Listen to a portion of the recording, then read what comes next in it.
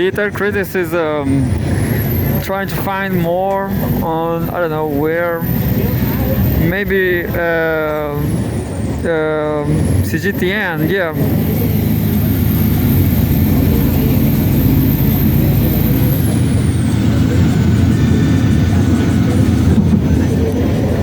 Cgtn, hope for the world, see the difference, woo! The happy hour, Cgtn happy hour, politics, October 9, 2024, ASEAN, people say Asian, but as is a title, is a name. I always say ASEAN, but I know it's Asian. Asian summits prioritize connectivity and resilience amid disruptions. And says, well, there's a photograph.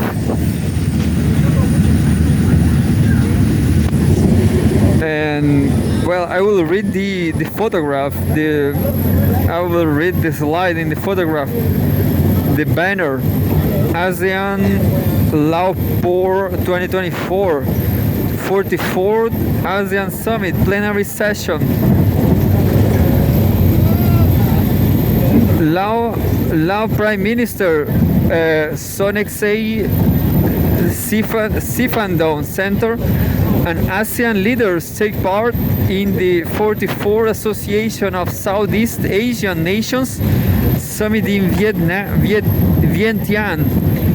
Leaders of the Association of Southeast Asian Nations as ASEAN. Can you see? I don't know how to say this. This is like, well, in Spanish and Portuguese you say this.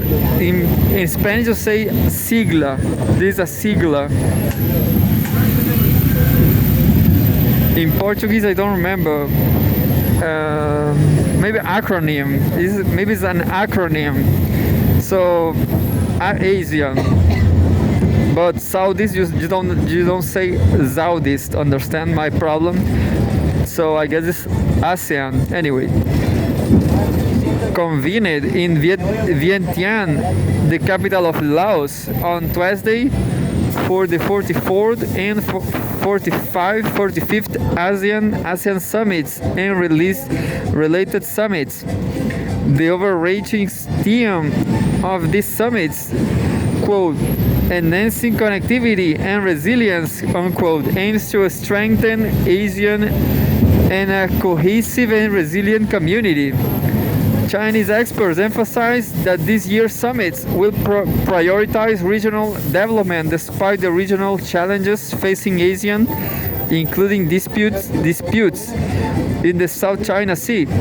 They analyzed that ASEAN member states are increasingly cautious of external powers that may provoke conflicts or introduce divisive ideas in the region. According to Peng Nian, director of the Hong Kong Research Center for Asian Studies, ASEAN is keen to leverage technological innovation to advance its digitalization initiatives. There is hope that the summits will promote cooperation with countries such as China and Japan to bolster these efforts. Enhanced connectivity is another key focus, as improved ties with neighboring nations like China, Japan, and South Korea can stimulate trade and attract investment to the region, Peng noted. Chinese Premier Li Qiang arrived in Vientiane on Wednesday to attend the leaders' meeting. He will pay an official visit to Laos and attend the 27th China-ASEAN Summit, the 27th ASEAN Plus 3 Summit, and the 19th East Asia Summit from October 9 to 12. Following his visit to Laos, Liu will travel to Vietnam. At a press conference, a spokesperson from the Chinese Foreign Ministry expressed China's commitment to collaborating with ASEAN and other regional nations to build consensus, deepen mutual trust, and strengthen cooperation, thereby injecting new momentum into peace, stability, and development in the region and beyond. However, Xiang Miao, director of the World Navy Research Center at the National Institute for South China Sea Studies, cautioned that Philippine President Ferdinand Marcos Jr. may attempt to leverage the summit to spotlight the South China Sea issue. Nonetheless, regional countries are likely to prioritize de-escalation rather than exacerbate tensions. Chen emphasized that this year's ASEAN summits are designated to highlight cooperation and development among member states. If the Philippines seeks to amplify the South China Sea Institute, it risks overshadowing other significant topics on the agenda.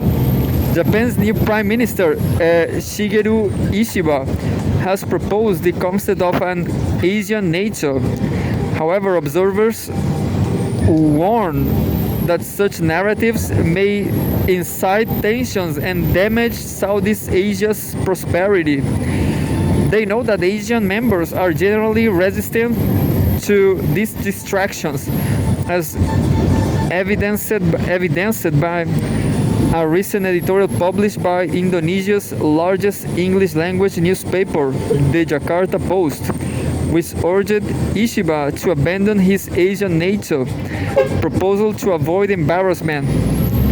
Chen said that while Asian countries seek cooperation with various nations, the blog is increasingly wary of extraterritorial powers that may incite conflicts and introduce disruptive ideas. He said such notions undermine Asia's centrality and pose challenges to the geopolitical security of Southeast Asia. The experts also highlighted that Asian nations are closely monitoring the rising tensions in the Middle East and the ongoing Russia-Ukraine conflict. There are concerns that if the U.S. instigates conflicts in the region, it could lead to a situation akin to the Middle East. And I guess I have time for more now. Well, if I understood well, definitely Asian countries, they are. I wonder if Philippines is inside Asian countries. I guess no, but that's the question, you know. Southeast Asia, the Asian countries, they are absolutely. I'm not sure if they are absolutely controlled, but the United States definitely they are there in the Philippines, in I don't know, Thailand, I guess. The United States is definitely there.